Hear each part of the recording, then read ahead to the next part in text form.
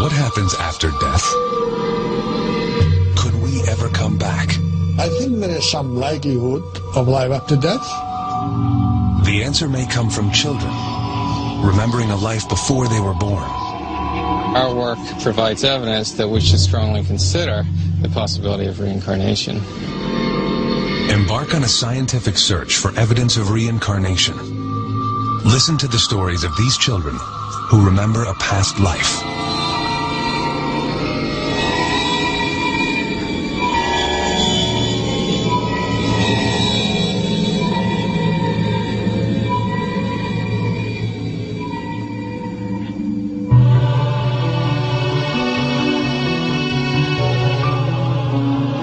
Everybody was asleep when the fire came.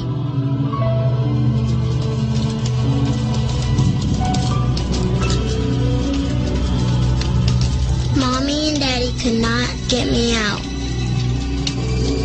I stayed with the fire. The fire was hot. I know Mommy and Daddy will be happy when I come back. The memory of a child, not of death, but of a new life. Is there life after death? An age-old question. At the University of Virginia in Charlottesville, scientists are investigating claims of reincarnation. For over 40 years, they have tried to explain the accounts of young children who speak of a past life. Stories like the one of this girl, who claims to have drowned and is now reborn. Or this 6-year-old boy, who thinks he used to be a New York policeman killed in the line of duty. Or this boy, who remembers having lived as his own grandfather. There are thousands of stories like this, and Dr. Jim Tucker has gathered many of them. We're investigating cases of very young children who spontaneously begin talking about previous lives. They usually begin between the ages of 2 and 3 and continue until the age of 5 or 6. We're looking at these cases to learn as much as possible about this phenomenon. Jim Tucker is preparing a research trip to meet one of his subjects, a child claiming to remember a past life.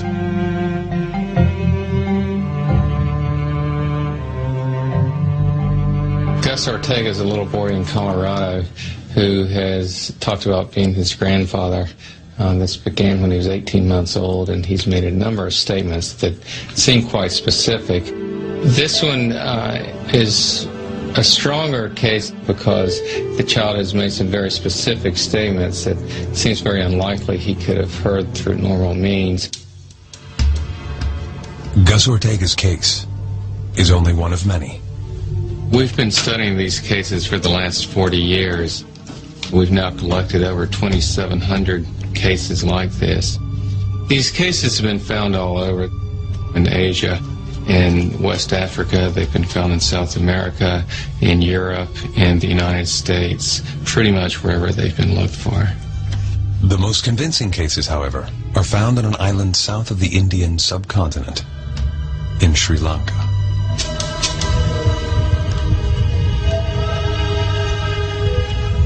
Sri Lanka, a mystical place. A place also where people believe strongly in reincarnation.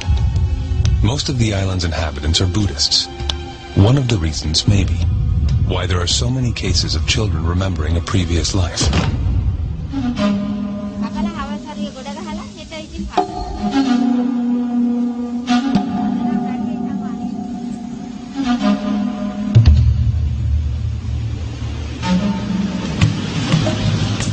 Professor Erlendur Haraldsson of the University of Iceland, on his way to visit his best case. He has spent over a decade studying the possibility of reincarnation on this island.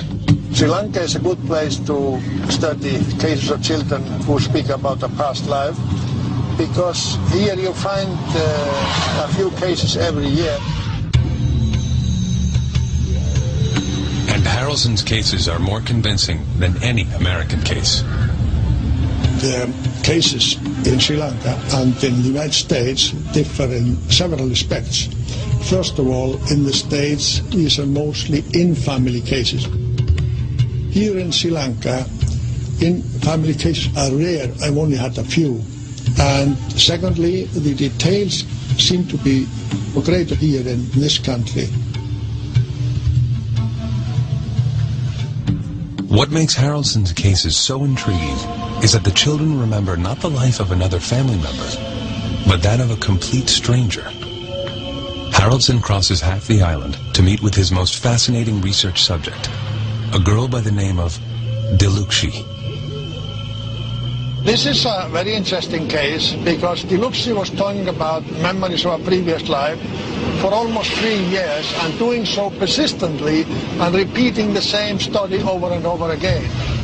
The little girl Haraldson is about to meet shocked her parents when she said that she was not really their child. She claimed she had another mother and father elsewhere. She was saying that she had lived in a place near Tambula, and there was a stream there. She had fallen into a stream and drowned. Haraldson hopes the trip to meet Deluxi may yield some answers. I was always interested in these images or thoughts or behavioral characteristics that are sort of out of tune with their present life. How do they arise? How do they come into these children?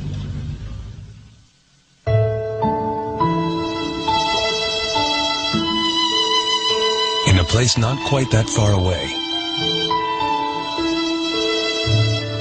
a hospital in America. An old man is dying.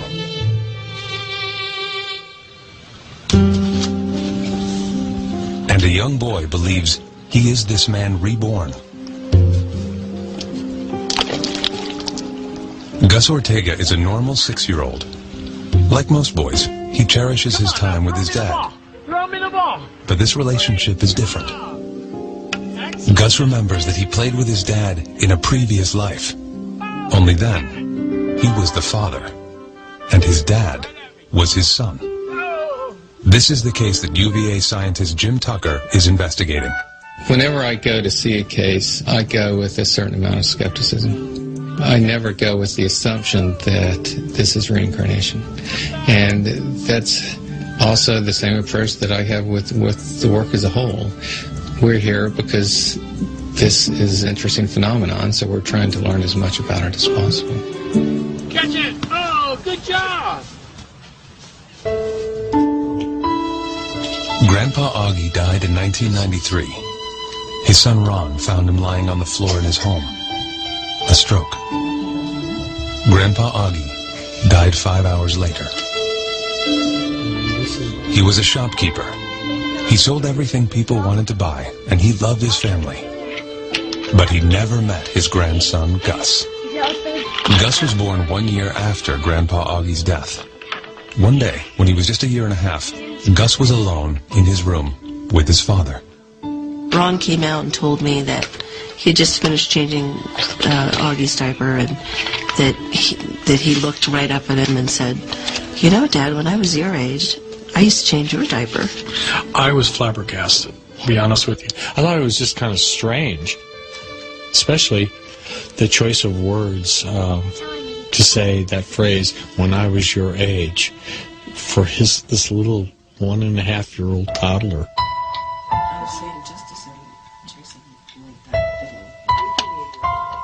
He started talking about Grandpa, and just the little things he was saying that we knew he couldn't have known because he never met Grandpa. His grandfather died a year before he was born. So, yeah, we were pretty puzzled about it. Then one day, Ron Ortega brought a set of old photos home, and something even more remarkable occurred. And I said, "Oh, look, look at this old photograph." And he came up to it and he goes, "Oh, there's me." I mean, I was like, just totally astounded, it just stopped me, cold. I mean, because how would he know that? Gus would make more statements like that over the course of the next years. He would recollect episodes of his grandfather's life that even Ron could hardly remember. And he was there. Gus knew more about his grandfather than he should have. Is this evidence of reincarnation? How else can these children remember another life? The case files of Dr. Jim Tucker will yield more clues.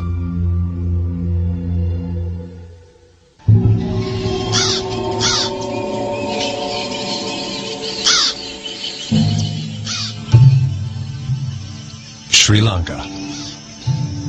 On his way to investigate claims of reincarnation, Professor Haraldson and his translator finally arrive at the home of Dilukshi Nisanka.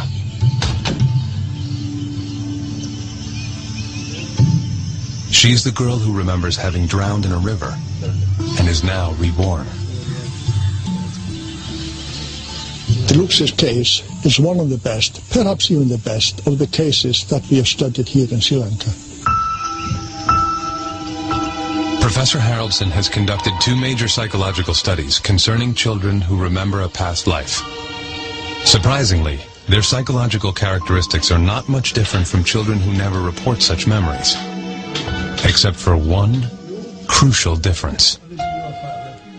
In the studies I have made on the psychological characteristics, you even find that some of these children tend to have what we call a post-traumatic stress disorder. The question is, how does it get there? They have not experienced anything particularly death-threatening in this life, but they have these images of having died in another life. This may be the reason for this apparent post-traumatic stress disorder. Has Dilukshi really lived before? These children, they are experiencing something real. It is psychologically real. They have these images of what they interpret as of a past life, and some of these are concerned with how they died in the alleged previous life. And that's usually a painful way of death. It's a violent death, unexpected death, sudden death. Could Dilukshi just be making her stories up?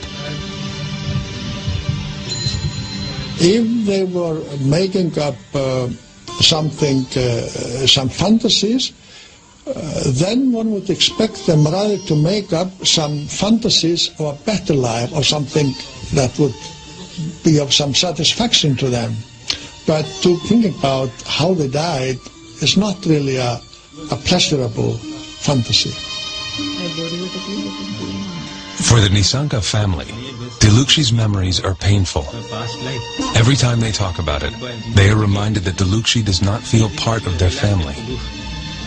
It is especially difficult for her mother. She first started speaking of her previous life when we took her to Montessori preschool. She also mentioned when we went to the temple that her temple was in a different place. When we had our meals and went to bed at night, she would again mention her previous life. In fact, I had become so irritated by what she was saying that I beat her once. I felt very bad about all of this. Dilukshi was constantly speaking about her previous family. It felt as if she was condemning me for being a bad mother, for not looking after her properly. Could you tell us what it is that she still remembers? There was a footbridge across the stream near my house.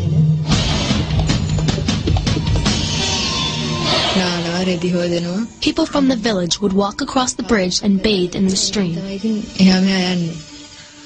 There was a rock near my house where I used to play shop with my friends. I have always felt that I don't belong in my present family. Their furniture and belongings are different from the family I remember. I remembered very clearly the clothes and goods of my previous family. From my earliest memories, I felt like an outsider, and that I must do whatever I could to find my real family. ඉතින් මට ඉතින් හිතන්නවා මේ මගේ අය නෙමෙයි මම මෙහාට ආරම්භලා දීලා වෙන්නද කියලා. Which means these memories are real to Delukshi. The day I died, I went to the stream to swim with a friend of mine.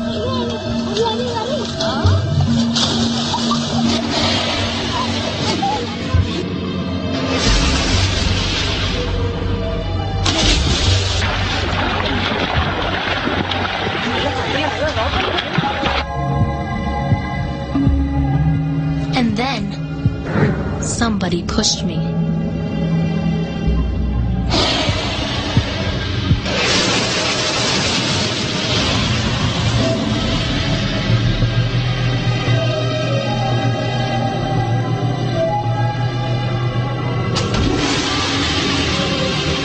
I was in the water when I died.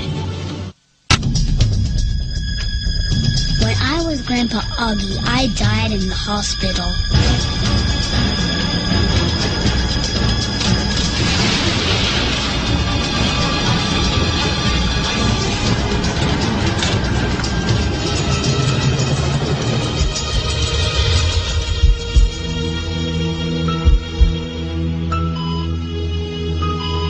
When I went to heaven, God gave me a card.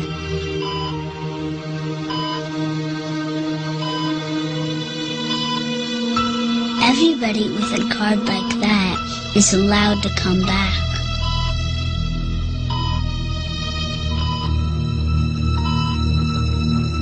I want it to come back.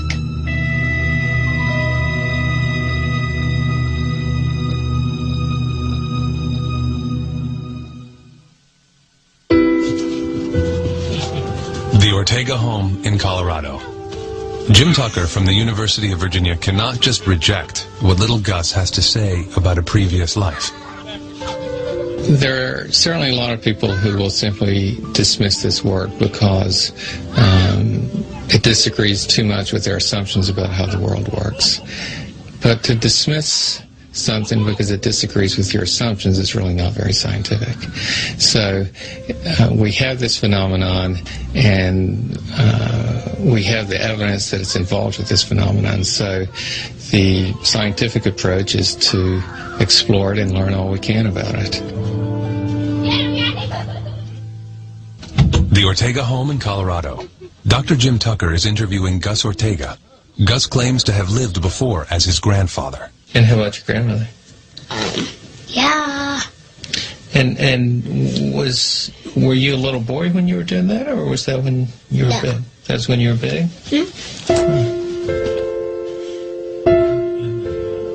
Is Gus telling the truth? Tucker has no way of knowing. That is why the most crucial information in many cases come from the parents. Jim Tucker interviews Kathy and Ron Ortega. Standard procedure. And when was the next time that he said something that suggested he had information, that he knew things about your dad? Gus said, I had a sister, but she died. She's a fish now. And we said, she's a fish? What do you mean? What happened? Fish now. And we said, she's a fish? What do you mean? What happened? And he said, well, some bad guys hurt her. Mm-hmm. And that really made me stop, because I only recently heard the whole facts of this story about my father's sister. And she indeed was murdered, and she was thrown into San Francisco Bay. A family secret. Little Gus could never have heard about this story, because even Ron Ortega did not know about his father's sister. How could his son? I really hadn't thought of reincarnation, or even putting that word in connection with what was happening. I wasn't brought up, with learning about reincarnation. I was brought up Southern Baptist, and certainly did not hear about reincarnation. If you had told me that a year ago, Yeah, right. You've come back. Uh-huh. But, now, anything can happen. Yeah, anything. In his hotel room, Jim Tucker reviews his notes. There are many questions, especially when it comes to same family cases, like the Ortegas. Whenever we investigate a case, we certainly have to assess the reliability of the informants. With this same family case, we always have the concern that the family members are grieving for the lost family member and therefore have the wish that the child would be returned. Despite the possible weaknesses with cases like the Ortegas, there are still many questions that nobody seems to have convincing answers to. Whether you accept the idea that this necessarily means reincarnation, which means a soul that moves from one body to the next, that's for each person to decide.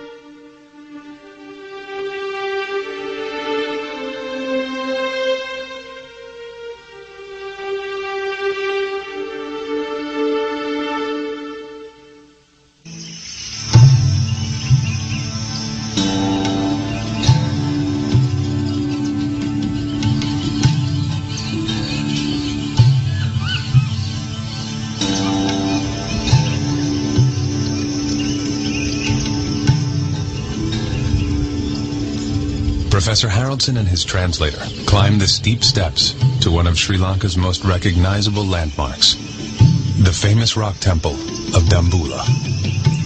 The next step in the investigation of this case leads us here to the Dambulla temple because Diluksy had spoken about it.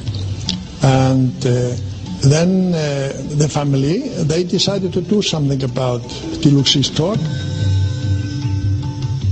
Diluksy's parents decided to call the abbot living in this temple and ask him if he knew of any girl who had died in this area and who fit the description given by Diluksy.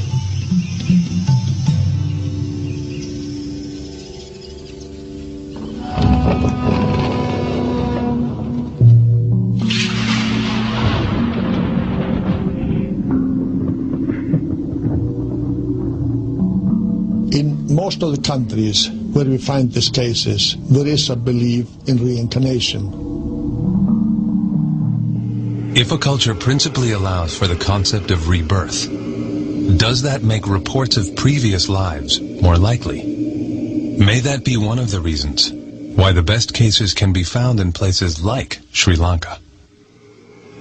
Here in Sri Lanka, we find most of the cases among Buddhist families. Of course, the majority of the population here is Buddhist, about two-thirds.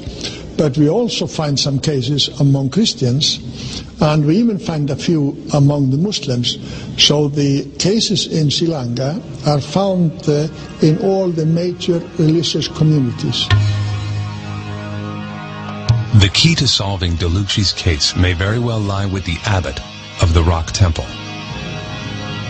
Haraldson and his translator can count on the fact that here, their investigation will be taken seriously, because reincarnation is a common concept for a Buddhist monk.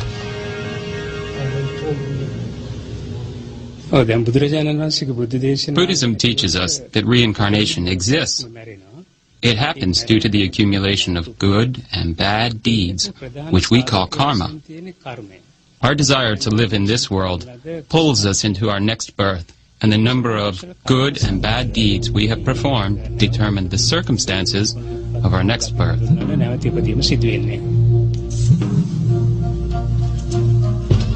But in the case of Diluksy, the abbot is unable to help. He knows of no other family that matches Diluksy's memories. Instead, he refers the scientist to the local newspaper. A personal friend of the abbot's, a journalist, decided to investigate Diluksy's claims after speaking with the monk. This is how the story continued. Mr. Apipala, he learned about the case. He went and interviewed Diluksy and the parents about what she had been saying about a previous life. It was then published a few days later. And this newspaper has a distribution all over the country. For the journalist, it was a good story. I consider this case unique because for over 30 years I've researched these types of stories and have come across various people who talked about their previous births. But this one is 1 in 1,000. His readers were enthralled with Deluxi's mysterious memories and the remarkable details she remembered.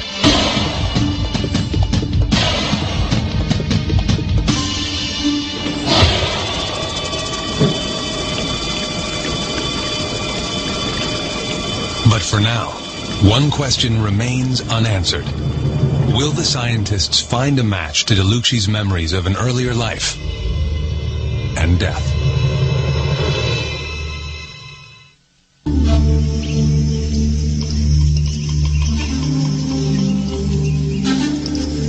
A newspaper journalist had written an article about Deluxi's memories of a past life. The article mentioned that the girl thinks she used to live near the Dambula rock temple. Several weeks after the article was published, the mail arrives at the Nisanka home.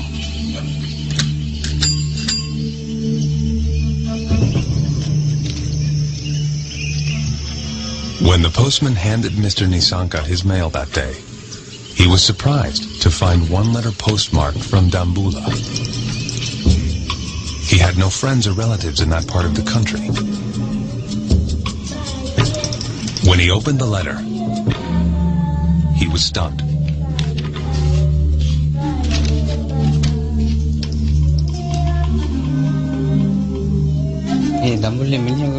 I was very surprised to receive a letter by a Mr. Ranatunga. He lives in Dambula. I was stunned when I read that his little daughter had died just the way Deluxi had always talked about. He talked about the river and the footbridge. His little girl was called Shiromi. Shiromi's father confirmed many of Deluxi's statements, and he said he would like to meet her. I missed my previous parents very much, and I longed to see them again. After this letter, my second mother was finally convinced, and she agreed we would go and meet with them. There was nothing her current parents could do. Deluxi was now determined to meet the people who she believed were her true family. If they would not take her to them, she threatened to run away.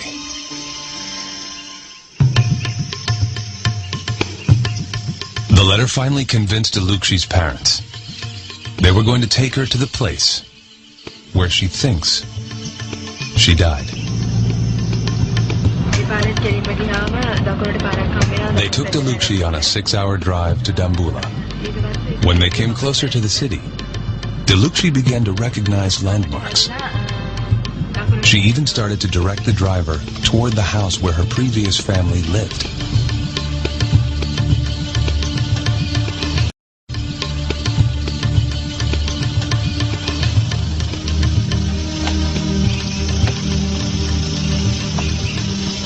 Even today, after several meetings, it is still a moving reunion.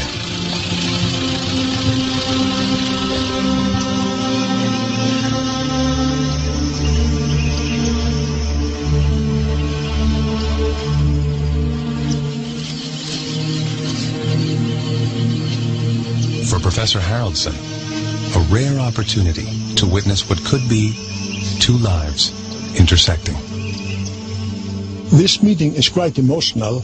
It's only about in a third of all cases in Sri Lanka that you are able to find a connection between what that child is saying and a previous family or a person who died that fits the description. This is very rare. Professor Haraldson is astounded by the change in character as soon as Deluxi meets her previous family. She is less withdrawn and seems to fit in much more naturally with this family.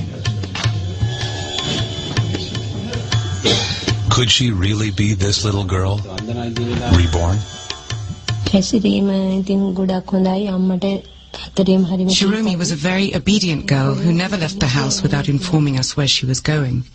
She always left the house with her younger brother and her sister to swim or to play. And one day she just did not come back.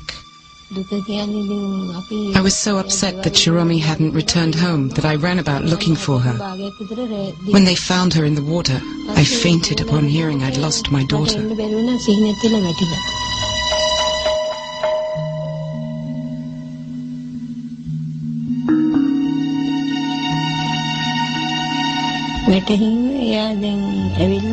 When Delukshi was brought here, she was able to recognize us as her previous parents. She was also able to recognize her old belongings and the neighbors who lived nearby. All of this convinced me she was my child, reborn.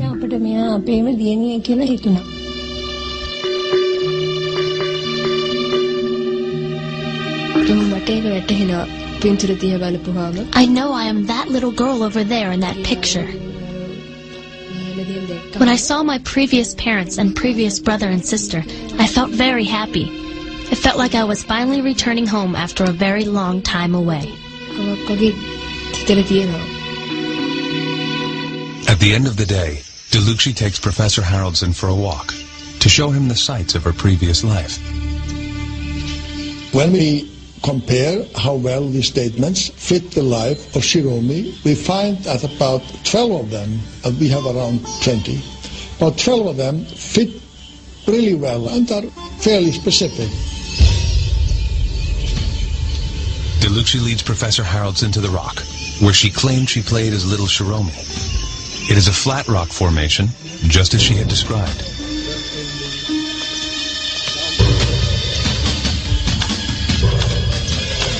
The footbridge over the little river is also there. And this is the spot where Shiromi fell into the water. When I come to this particular spot, I become very afraid. In general, I am not afraid of water. But when I come to this spot, I get very scared.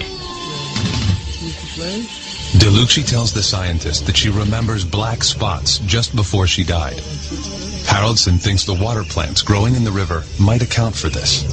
I think there is something real there. She has some real images of these events, but I think these images, these thoughts were with her from a very early age and even continue to some extent up to the present day. Delukshi herself is convinced that she died here, in her previous life. For many who evaluate the evidence that Haraldson and his colleagues have gathered, the answer is simple. If you believe in reincarnation, this research gives some scientific basis to this belief. I think there is some likelihood of life after death, and I think that there might be something real in these memories, and that would then support the theory of reincarnation.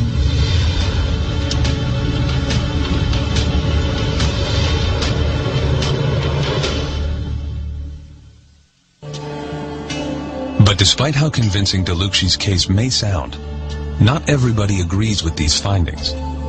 One of the dissenters is Dr. Richard Wiseman of the University of Hertfordshire, near London.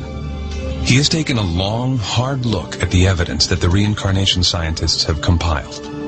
The question is what's going on there? And I think part of the problem with assessing the situation is you simply don't know the role that chance could play. In order to answer that question, Wiseman has devised a very simple experiment.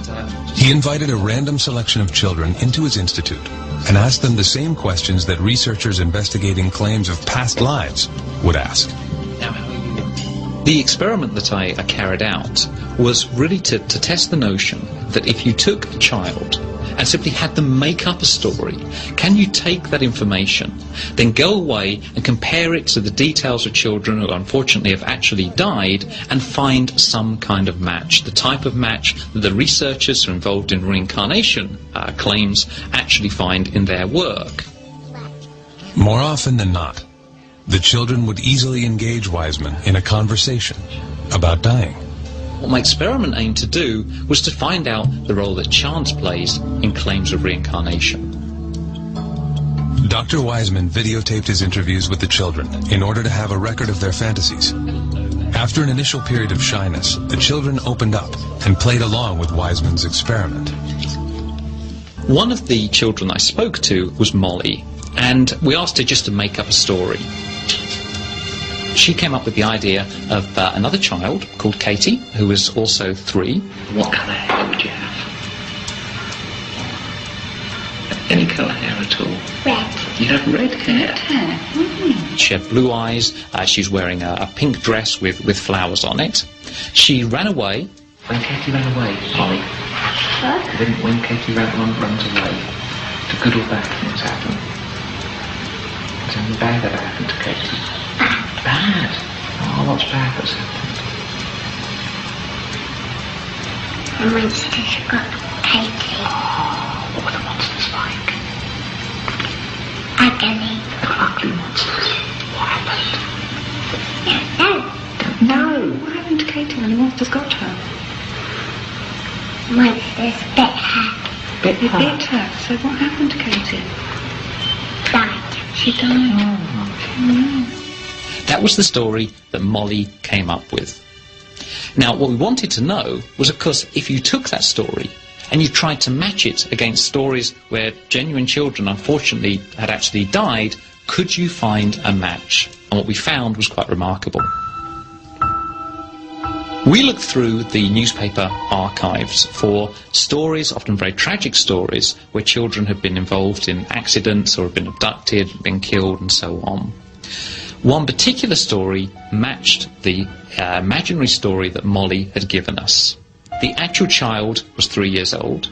The actual child had red hair, blue eyes, a pink dress with flowers on it. The child lived very close to the seaside and enjoyed going to the beach. One day they ran away from the house, unfortunately were abducted and were killed.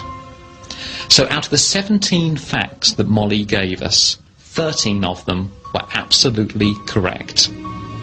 Now, if Molly was claiming to have lived before, this would be the reincarnation case of the decade. Yes.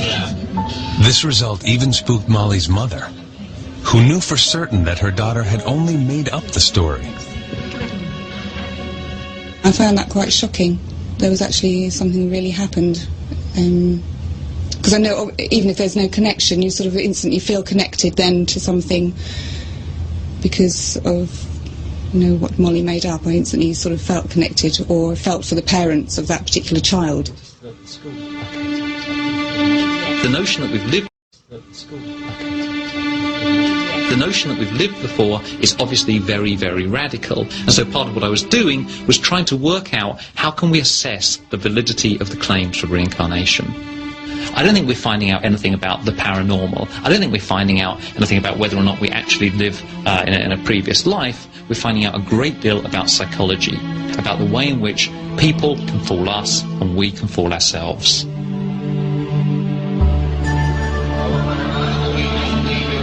But what if there were reincarnation cases that would not ultimately rely only on the memories of young children?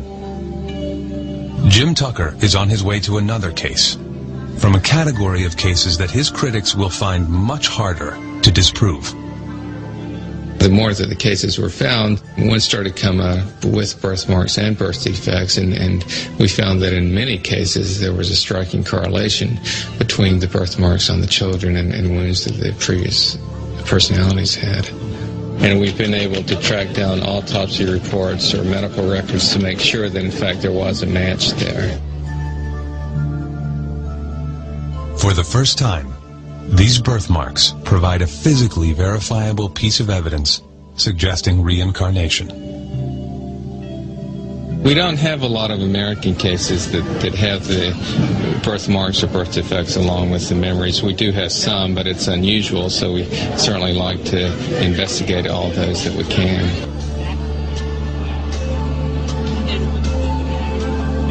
And Jim Tucker is about to visit one of these cases.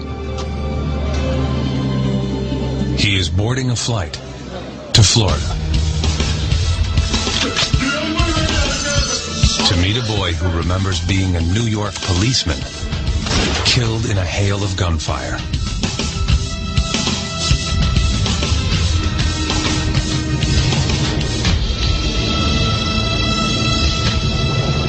When I was big, I was a police officer.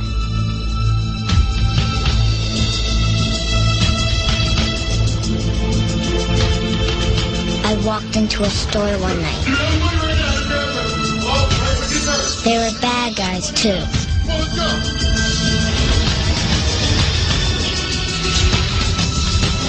They shot me dead.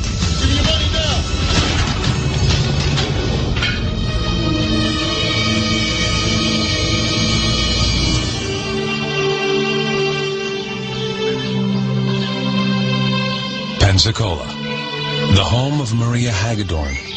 She is the mother of 2 children, 2-year-old Mia and 5-year-old Ian. Ian is a very sick boy.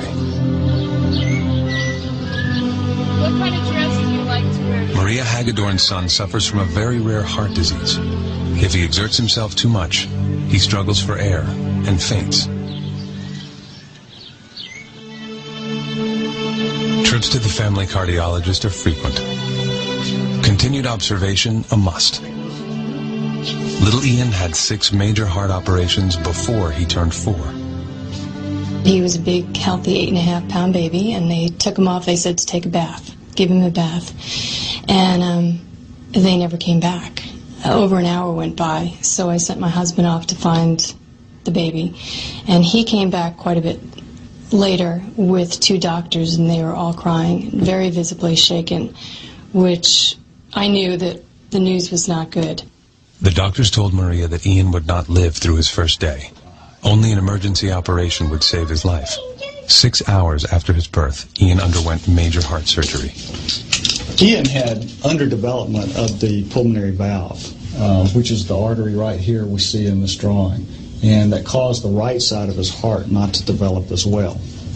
And what that leads to is a lack of oxygen in his blood. So it's a condition where he is essentially suffocating because not enough oxygen is delivered to the brain and to the rest of the body.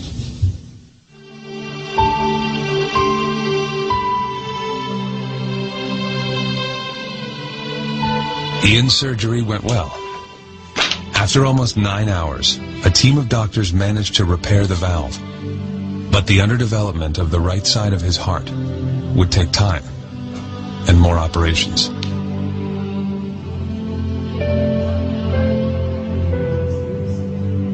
Ian's life is still at risk today. What brings Jim Tucker to this case is an event that took place over a year before Ian was born. My dad was a police officer, and he walked into Radio Shack, and he could tell something was going on. 2 guys up at the front desk pulled a machine gun out of their overcoat and pointed it at the manager. And my dad pulled his revolver and said, "Drop your weapons, I'm a police officer." And somebody was shooting him quite immediately after he said that. Jim Tucker and Maria Hagedorn review her father's autopsy report. Eerily, the cause of death jumps out at anyone reading this report. Maria's father died from a ruptured pulmonary artery caused by a gunshot wound, the same artery that is causing Ian's misery. But something else happened that seemed even stranger to Ian's mother. The first time was when he was about 3, and I was doing some work in my office, and he was making quite a bit of noise, and I had threatened him with a spanking if he didn't quiet down. And he stood there and looked at me and said, "When you were a little girl and I was your daddy, lots of times you were bad and I never spanked you," which just kind of blew me away. He didn't get a spanking. And then Ian began to talk more about his grandfather. Growing up, we had 2 cats, a black cat and a white cat, and the black cat was Maniac, and the white cat was Boston. So one day I was doing something, and Ian came over to me and he said, "Mom, when you were a little girl and I was your daddy, what was my cat's name?" And I said, "Maniac?" And he said, "No, the white one." And I said, "Boston?" And he said, "I used to call him Boss, right?" So he knew the color of the cats, and he knew the nickname that only my dad used to call Boston. Maria collected more and more stories like this one from Ian. She is now convinced that Ian is her father reborn. It isn't only the stories. but the physical evidence, the correlation between Ian's heart disease and her father's mortal wound that has removed all doubt from her mind. Much of these cases often involves memories and statements and behaviors. The birthmarks are something that's completely objective, and it's something that is beyond memory or beyond chance. Maybe Ian's memory is fooling him. Perhaps his random statements are connected to his grandfather by pure luck. But it's the combination of memory and physical evidence that is so convincing. I didn't want to go back, but God just gave me to you. God gave you to your mom? Yes. Even though you didn't want to come back? The case of Ian Hagedorn demands the question, what does all this evidence mean? There are obviously huge questions here which we haven't even begun to try to answer, such as, is there a soul? If so, what does that term even mean? How does it get carried over from one life to the next? When you look at all these cases, you can certainly focus on the weaknesses if you choose to. But I think there's also enough here so that if you choose, you can step back and say that there may just be something remarkable going on.